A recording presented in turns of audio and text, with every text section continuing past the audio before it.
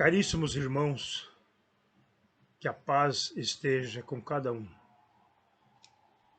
Hoje nós, dando sequência à explanação do Evangelho segundo o Espiritismo, que é o Evangelho do nosso Mestre Jesus, nós vamos falar um pouco sobre o capítulo 26, Dai de graça o que de graça recebestes. Vamos elevar o nosso pensamento neste instante, rogando ao Pai Celestial que nos abençoe. Pai amado, em nome de Jesus, nós rogamos vossas bênçãos ao nosso planeta, à humanidade, a todos aqueles que estão passando por provações, sobretudo a provação da Covid-19, que tem assustado aqueles que ainda não entenderam a importância deste momento. Sabemos das aflições e rogamos vossas bênçãos para que entendamos o momento, envolvidos no amor e na paz, possamos vencê-lo.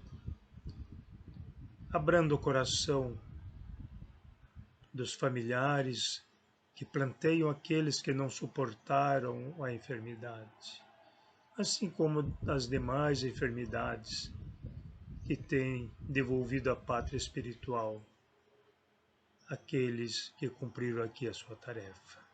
É assim, Pai amado, que nós rogamos. Permita que os bons espíritos estejam nos assistindo e nos fortalecendo, colocando-nos as palavras corretas na explanação desta oportunidade. É assim, Pai, que nós rogamos, que assim seja.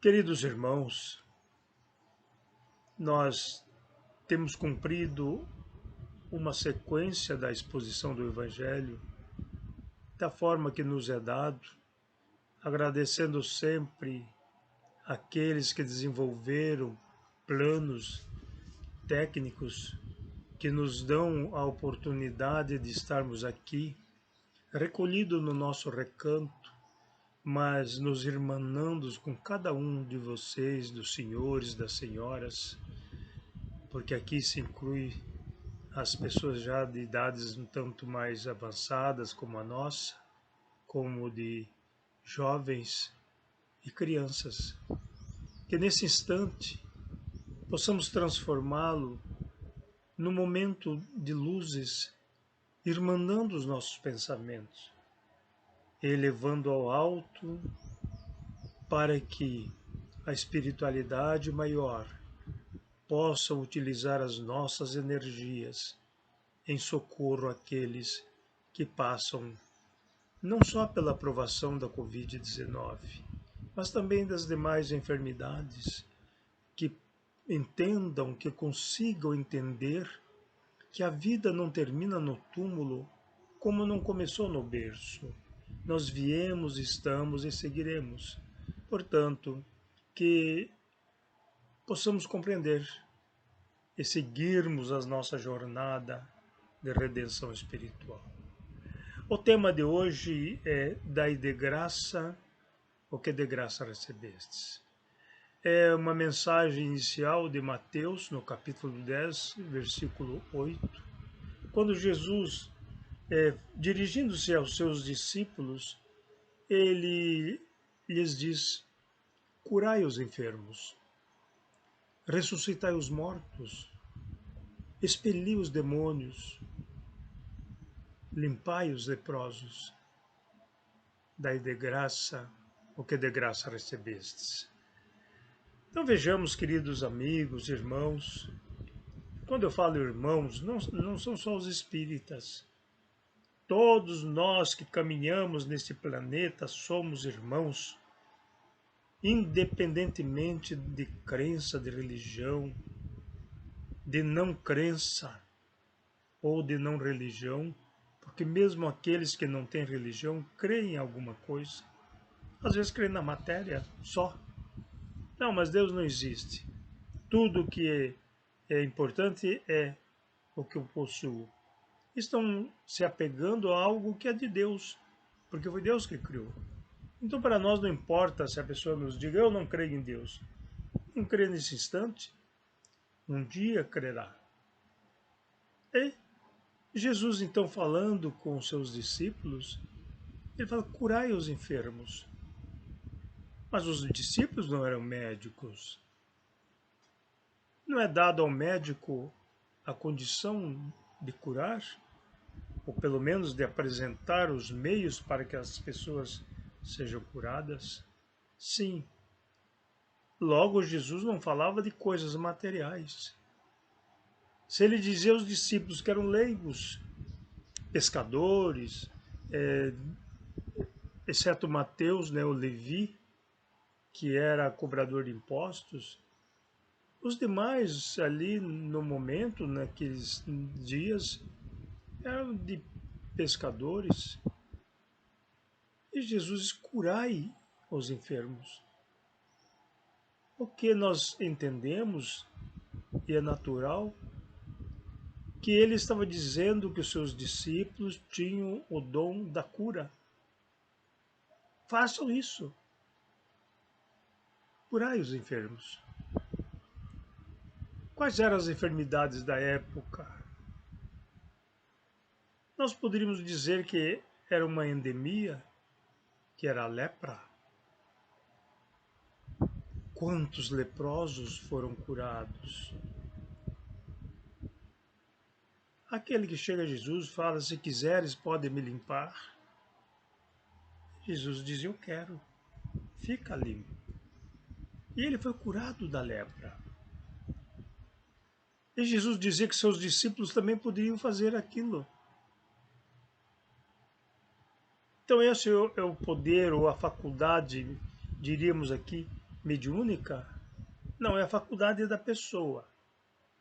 Para realizar esse tipo de cura não precisa ser médium. Ele tem o magnetismo apropriado para a cura. Mas também Jesus dizia, ressuscitai os mortos. Espera aí. Ressuscitar os mortos? Quem eram os mortos? Aí nós temos que fazer um exercício de memória e lembrar daquele moço que chega para Jesus e diz, mestre, eu quero segui-lo, mas permita primeiro que eu sepulte meu pai. E Jesus então lhe responde, deixa que os mortos sepultem seus mortos. Tu vem e anuncia o reino dos céus. É claro, queridos amigos, irmãos, que o pai daquele moço não estava defunto, não tinha morrido. Então, qual é a observação de Jesus? Jesus falava para ele, e de resto a todos nós, que há mortos vivos. Porque para Jesus o importante era a vida espiritual. E quantos de nós há que somos mortos espirituais? Caminhamos pelas ruas e encontramos muitos que estão apegados às coisas da matéria, que não se envolvem, não se interessam, não buscam as coisas espirituais. E Jesus diz aos seus discípulos, ressuscitai a estes, leve a mensagem da vida, para que eles despertem e percebam que nós estamos aqui, mas não somos daqui. Que aproveite a oportunidade da matéria para a sua transformação espiritual. Esta é a recomendação de Jesus a todos nós, para que voltemos à espiritualidade mesmo estando encarnados. E Jesus então diz aos seus discípulos: ressuscitai a estes, levem a estes a mensagem da vida. Ah, mas eles também disse: expulsai os demônios. O que é expulsar os demônios? Temos falado repetidamente aqui que demônio vem de demonion, daimon, na tradução para o português, demônio, é o gênio bom ou mau. Jesus falava expulsar aqueles que são maus. Que na tradução também, ou no sinônimo, significa espírito, o ânima. E nós sabemos que nós somos espíritos encarnados. E entre nós existem os ruinzinhos, os melhorzinhos, os bonzinhos. Até alguns bons circulam no nosso meio, os chamados missionários. E a recomendação de Jesus é para que eles expulsassem ou expelissem os maus. Mas como? Como ele fez em Gadara? Como ele fez em Cafarnaum? Então, expulsar os demônios significa libertar as pessoas das influências malévolas, como ele fez com Maria de Madalena ou Miriam de Migdal, afastando dela 7 espíritos obsessores. Então, podemos fazer isso? Podemos. Nós da doutrina espírita e quase todos os centros têm uma equipe que se prepara para esse atendimento espiritual, afastando. Mas hoje, à luz do Evangelho do Mestre Jesus, não apenas afastando os espíritos obsessores, mas fazendo o que Jesus ensinou, ressuscitando-os para a vida, na doutrinação, no ensinamento, conversando com eles, que muitos ainda não entenderam que estão desencarnados, que vivem em suas casas, trazendo conturbações aos familiares, muitas vezes não por maldade, mas por não entenderem que estão em dimensões diferentes e necessitam de esclarecimento. Muitas vezes são levados aos centros espíritas, são atendidos e entendem então que devem seguir o seu caminho e são ressuscitados para a vida. Porque a vida a que Jesus se refere, eu quero repetir para enfatizar, é a vida espiritual. O centro espírita realiza com conhecimento esse atendimento.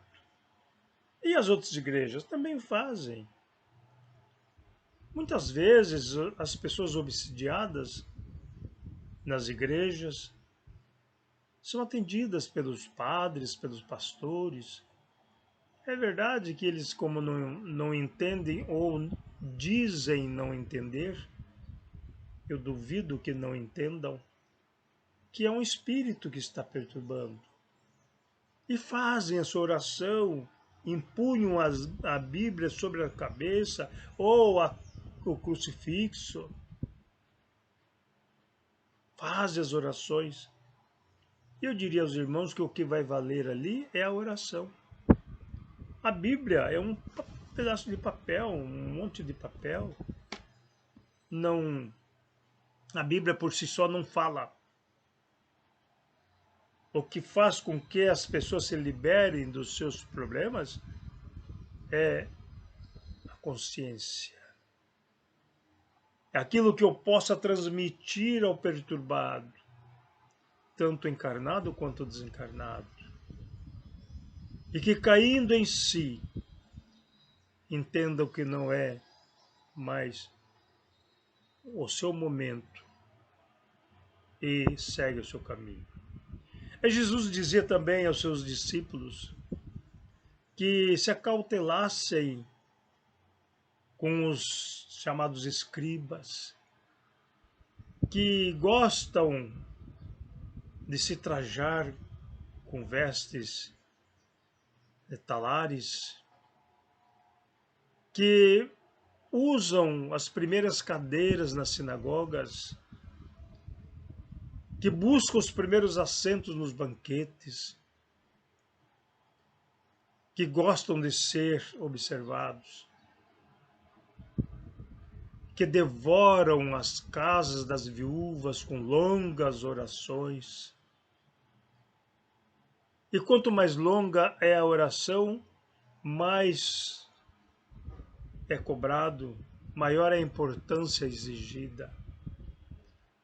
E Jesus diz: não faça como eles, porque as coisas espirituais não se cobram. Se é espiritual, está desvinculado à matéria. E Jesus recomenda aos seus discípulos que não façam assim, que utilizem os seus dons gratuitamente, porque os receberam gratuitamente. Os seus esforços, sim, mas não envolveu-se dinheiro para que eles adquirissem a faculdade.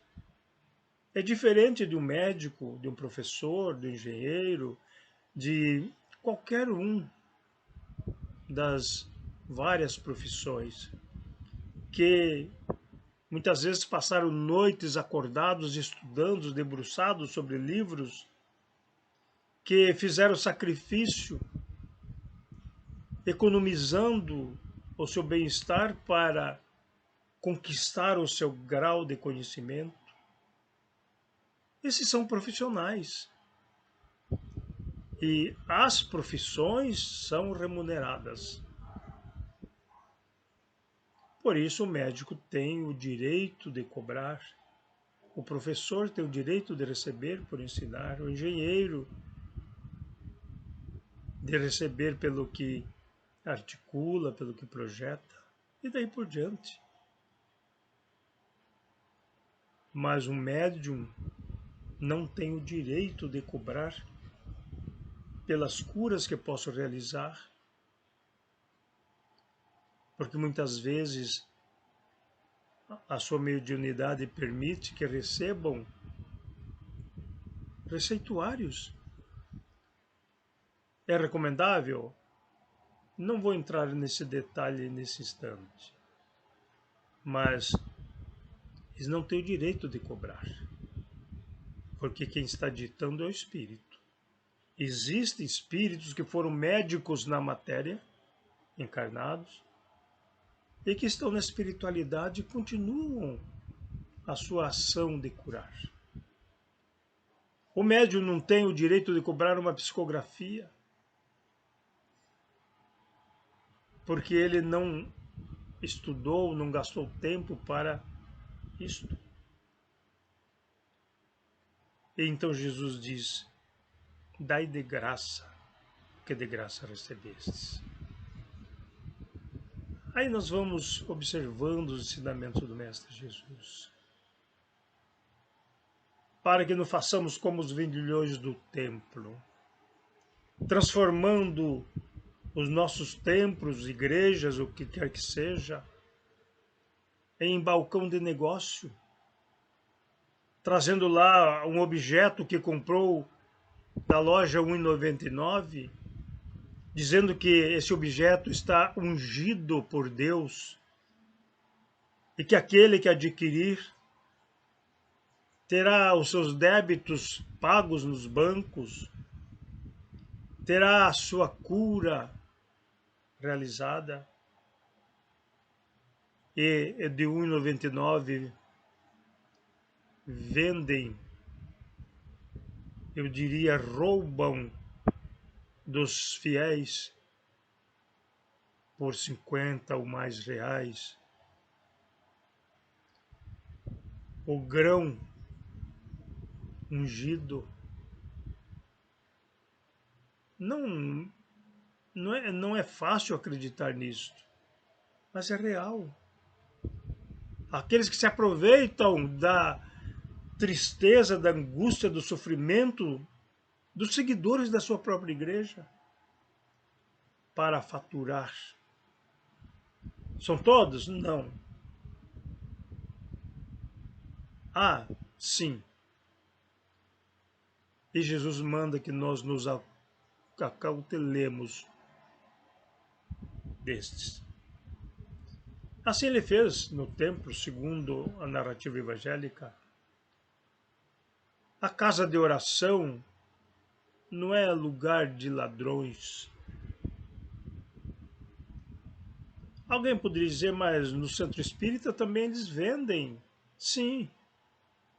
A casa espírita tem um departamento, geralmente as casas espíritas têm, um departamento social, onde é um grupo de senhoras, principalmente, que realizam trabalhos artesanais, manuais, e colocam pelo preço mínimo para que a casa se mantenha aberta. Não há uma imposição no púlpito ou na tribuna espírita, dizendo que tem que comprar porque ali está ungido. Não. É uma exposição de trabalhos artesanais, um preço mínimo para a manutenção da casa. Não há remuneração no centro espírita, exceto, muitas vezes, aquele que faz a faxina do prédio. Muitas vezes também são feitos por voluntários. Mas que nós analisemos este momento.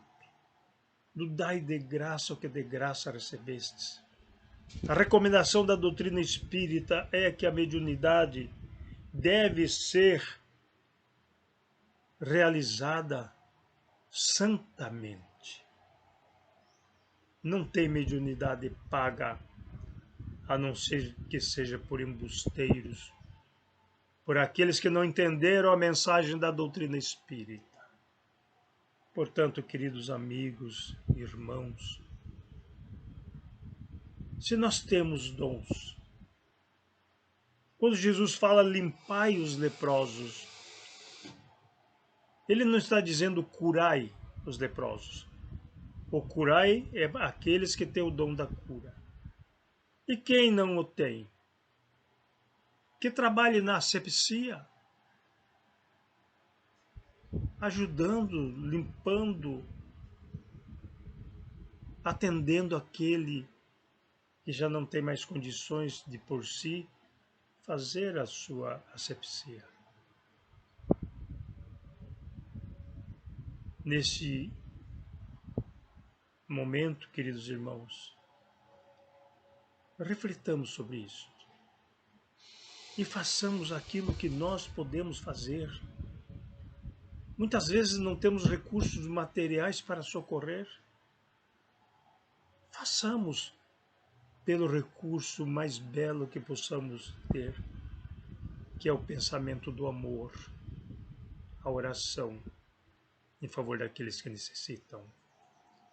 Lembrando sempre a mensagem do Mestre Jesus: dar de graça o que de graça receber. Queridas amigas e irmãos,